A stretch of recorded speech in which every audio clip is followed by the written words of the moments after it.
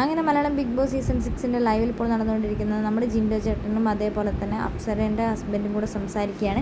അപ്പോൾ ജിൻഡോ ചേട്ടൻ അപ്സരേൻ്റെ ഹസ്ബൻഡിൻ്റെ കൈ പിടിച്ച് പറയുന്നുണ്ട്, ഓരോ ടാസ്കിലും കഴിഞ്ഞൊരു ടാസ്കിൻ്റെ ഇടയിൽ ഇവളെൻ്റെ കൈ പിടിച്ച് ഇങ്ങനെ ലോക്ക് ചെയ്ത് വെച്ചിട്ട് എൻ്റെ കൈ എനിക്ക് അനക്കാൻ പറ്റിയില്ല എന്നൊക്കെ പറയുന്നുണ്ട്.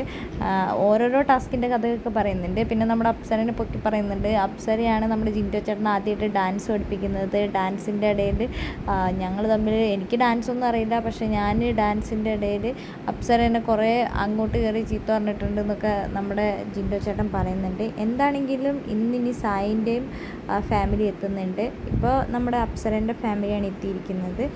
ഇനി എന്താണെങ്കിലും നമുക്ക് കാത്തിരിക്കാം. Malayalam Bigg Boss season 6 ticket to finale നടന്നുകൊണ്ടിരിക്കുകയാണ്.